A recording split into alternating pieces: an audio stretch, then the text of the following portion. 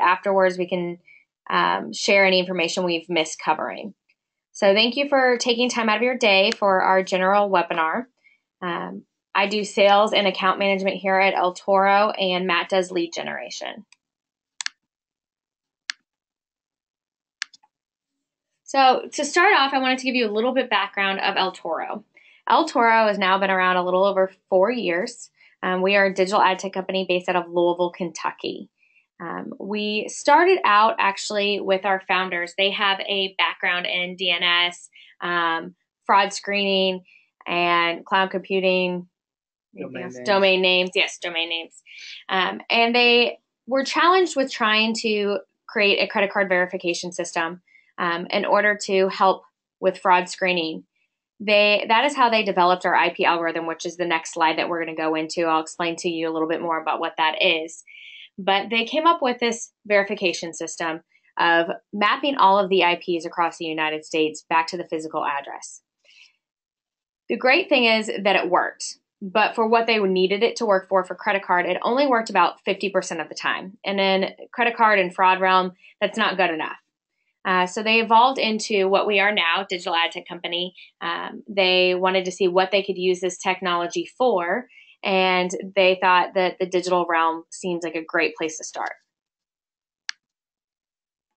So El Toro is very different than anybody else out there that does IP targeting or digital targeting in general. We're 50 to 100 times more targeted than traditional media. We are also completely cookie-free. And when I say that, we do not use cookies at all anywhere in our process. We don't use it for the IP algorithm. We also do not use it when bidding and serving traffic. This helps a lot with avoiding bot, fraud, and non-human traffic. And Matt will get into that a little bit more later during the presentation if you're not familiar with all the issues there is out there with that. Something else that's really great about El Toro is we care about that true attribution. We want you to see that measurable ROI. So we're using that offline data that we know that we targeted these physical households. And we're able to tell you a lift or an improvement rate at the end of the campaign. And I'll go into more detail on that matchback process as well today. So our IP algorithm, this is a combination of, it's actually 38 different public data platforms right now.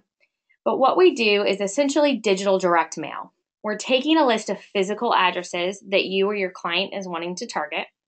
We're running that through our algorithm of these public data platforms, and we're able to hyper accurately map the IP address back to the physical address.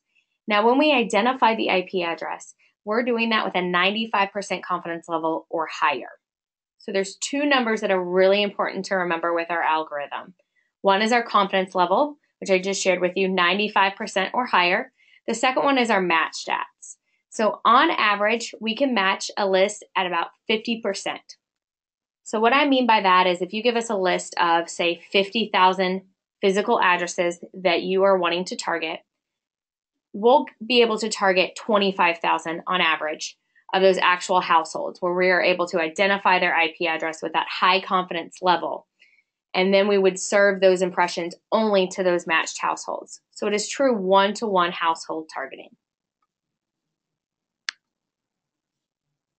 So something I didn't mention when we got started is there is a chat box on the side. If you guys have any questions while we're talking, please feel free to chime in, and I'll try to get all of those answered either during the presentation or at the end.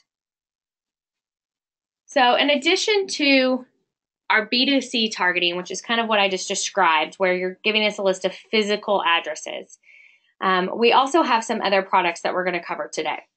So our bread and butter product is truly our IP targeting. We also do captive audience, or venue targeting as I like to call it. And then I'm also going to touch base on one of our newer products that's just been out since April of this past year, which is digital new movers.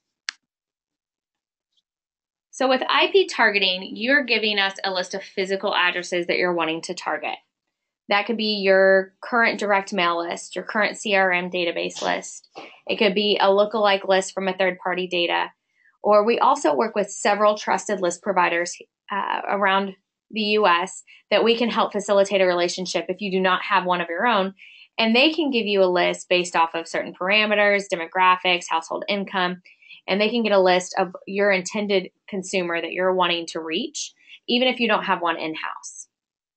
But we'll take that list, we'll run it through that algorithm, and we're able to target those matched households on a true one-to-one household ratio to anybody who is connected to the IP address, whether that be hardwired to a desktop, connected through Wi-Fi, so it could be on their mobile device, their tablet, their laptop, and they're going to be the only ones that are going to receive those impressions. It's not going to be someone across the street unless they're connected to that Wi-Fi. So they have to physically be connected to that IP address in order to receive those banners. Excuse me.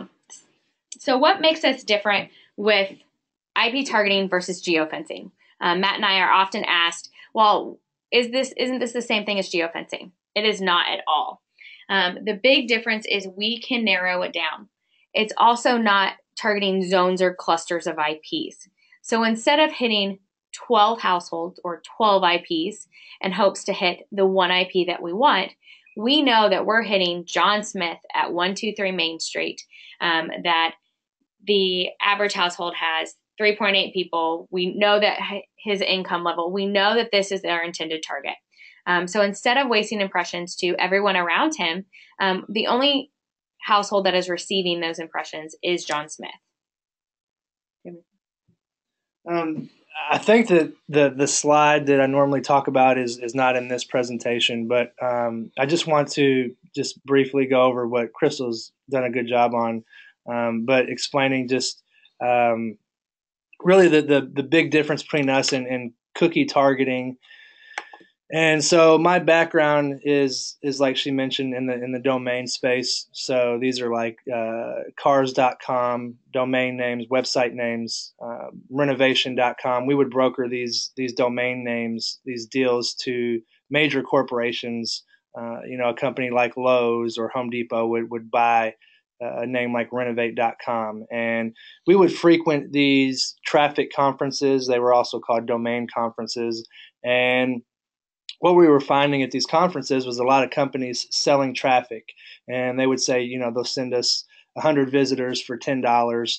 And we looked into that, and we were finding these visitors they were sending us, they were non-human. So these were just robots that were hitting our website and leaving our site and going to other websites across the web. And the thing with that is once they left our site, they would go and get cookied at these other websites like, recipe.com or ESPN.com. They would get cookied with that sports cookie. They would also go to different websites and fill out contact forms. So they would hit, they would put a fake name and fill out some weird information and a zip code, and they'd hit enter. Once they hit enter, they'd get cookied with that zip code cookie. Whatever information they put in that contact form, they'd get cookied with that. So now what's going on is this huge pool of traffic of non-human robots with all these different cookies attached to them are getting mixed into the pool of traffic when you're bidding on any exchange out there when you're not using us. So when you're pulling those drop-down levers, wanting to target a geofence or a zip code, there's a large pool of traffic that's non-human that you're showing your ads to. So until now, until El Toro, there was no way to get around that. And since we're able to bid on the actual IP address at a specific address, we know it's a real human that we're targeting. So just a brief background on that. And if you have any questions, feel free to type them in on the sidebar here. So something that I mentioned previously was our matchback analysis and how we truly focus on ROI. So something that's cool is after you run your list through our algorithm, we're going to return match stats and a link to be able to re-download that list. We like to call that the append. What it is your original Excel sheet, but it has an extra column in it. In column A, it's labeled targets. And it's either going to have a T or an F next to each address that you originally uploaded. That's going to tell you your T's are your targeted. So those are the households that we matched with a 95% confidence level or higher. Your F's are, we like to call it our control group, because those are the households that are not going to receive IP targeting because they fell below that 95% confidence level.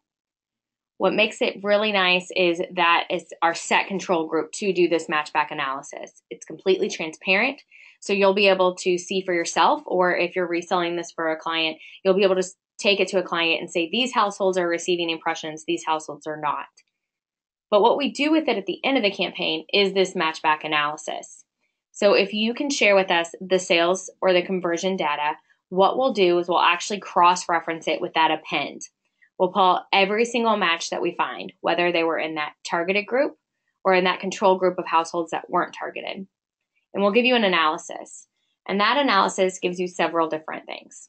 It's going to tell you the number of conversions we found in each group, the response rate for each group, but most importantly, it's going to tell you what that lift or that improvement rate for the households that we targeted versus the households that we did not target.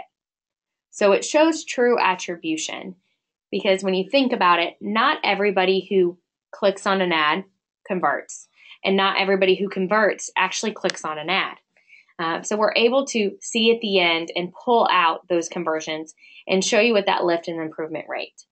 So I have a lot of people ask me, well, what about other factors? So you're pairing this with direct mail, or you're doing other kinds of media marketing. The great thing is because we have that targeted group and that control group, everybody on that list has that same opportunity to receive what other marketing techniques you're using. So they may all receive a direct mail piece. But what we're showing you is what the lift and the improvement is for the ones that only received IP targeting versus the ones that did not. So you are able to see that true return of investment and see, okay, well, maybe I didn't have a lot of calls, but then when I look at it, I see I actually had a lot more people convert than what I just thought of through CTR. And yeah, just to piggyback on that, I try to get people to visualize and think of banner ads. So these are the ads at the top and sides of most websites, the square ads on the sides of the page, and then the rectangular ones at the top of most websites. But think of those ad spots not necessarily as just banner ads anymore, but with our technology, that to us is the new digital mailbox. And to us, again, it's prime real estate. It's very hard to get away from that messaging as these people browse the internet. They're seeing that ad in what we call the new digital mailbox. And like she says, these additional touches, these additional banner ads, the advertisements we're showing your target home is generating a lift. And we're able, like she said, to show you that lift that we're able to provide by over targeting these select homes. It's just enough to push them over the edge to come in and buy, versus the control group that didn't get the banner ads, that maybe only got direct mail and email. Perfect. Yeah, and we have access to 91% of the ad exchange inventory out there. So we truly are bidding in real time. When one of those matched households gets online, it's going to trigger our bidder to start bidding on the available ad inventory on any page that they pulled up. So just like Matt said, it could be that square banner on the side or that rectangle banner up top. And once we win the bid, it loads up with that page. So if they go to CNN.com, we're bidding, we have fractions of a second to bid, we win that bid, and your 300 by 250 would load up with that page. So it's not a pop-up. People ask that, and it's not an email. It is actual display banner ads. So now that we've covered IP targeting with B2C, I also wanted to go over captive audience and venue targeting. We can do B2B targeting with IP targeting, just like we did with B2C. So you could give us a list of physical addresses if you're wanting to target the employees that work within that building. But we also can target other places, such as venues, college campuses. We do a lot of trade shows and conventions. So people will not only target that convention center that trade show is being held in, but they'll also hit the 2 or 3 hotels surrounding it where people are most likely staying.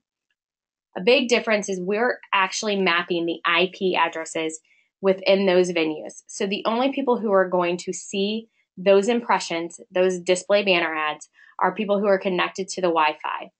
So this prevents someone driving down the street on their mobile device from seeing that impression. They have to be within that building. It also allows us to be able to reach your intended consumers, whether you're attending that trade show or maybe it's just a concentration of CEOs and vice presidents and presidents, people who you're wanting to reach out to. We also do a lot with the universities of Kentucky and Louisville and other sports teams where they're targeting their actual venues. So they're targeting their football games, their basketball games. These are all options and things that we can do with venue targeting. So we have some new ad tech. Digital New Movers, like I said, came out in April. What this is a little bit different. So instead of you having to provide the list of physical addresses that you're wanting to target, we've partnered with Averick Direct. Averick is the leaders in new mover data. So they're the ones who are actually giving that information to, say, the post office in order to send that new mover packet in the mail. So if you've moved recently, you may know exactly what I'm talking about. Usually about 3 or 4 weeks after you move in, you receive a packet that has all different kinds of coupons, some welcome to the neighborhood. They're the ones who are compiling all of that information. So we've integrated them directly into our portal. So you can choose from 3 categories: pre-movers, escrow, and post-movers. All 3 of these categories have a very high intent to purchase. You're able to hit people within 24 hours of them falling into whichever category you select. So instead of telling us a list of physical addresses, it's more of a revolving door. You tell us the state, the city, or you can even narrow it down all the way to zip codes and say you want to target post movers. We're going to be able to tell you the number of targets that are within those zip codes, and you're building a campaign based off of that. That way you're always hitting the most relevant people. Those segments are updated twice daily, and the post mover category, they only stay in there for 60 days. So you're going to hit the most relevant people. It is a way to hit people who, on average, spend almost $8,700 in the first 30 days of moving in. So these are the people who are ready to make purchases. They're making life changes. When we originally created it, we created it for big box stores. But when it comes down to it, we actually have seen a lot of success in companies like pest control, window repair, furniture stores, dentist, insurance companies. You move to a new place, say you moved out of state, chances are you're going to have to change who you have insurance through, whether that's your auto insurance. We also see a large increase in people who purchase cars. So it's been great for our automotive and industry as well. So, and that is it on the presentation. I know we covered everything pretty quickly, so if you guys have any questions, please let us know. Also, if you are interested in getting a copy of this deck, you can reach out to myself. It is Crystal, Crystal, at eltoro.com, and I'm more than happy to send that over to you. If you do not currently have a sales rep, you can reach out to myself as well. Otherwise, reach out to whoever your sales rep is here at El Toro, and they can answer any questions. We'd love to get on another call with you guys and do some brainstorming as well. So we're always available to help you build out campaigns. So let's see if we've got any questions.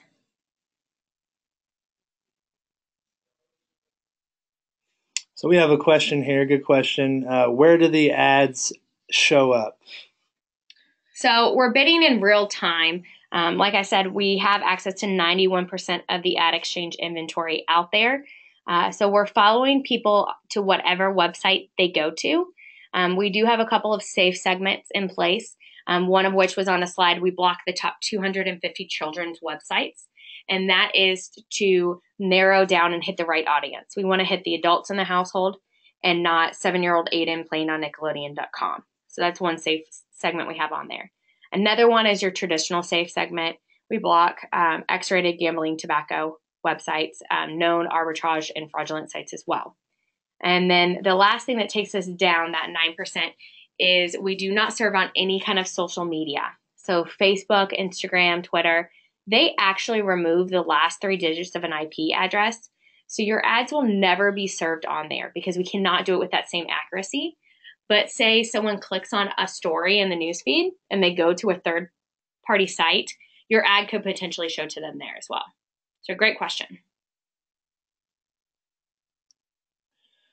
If you have any more questions, we'll give it just another maybe 30 seconds to give you time to type it in.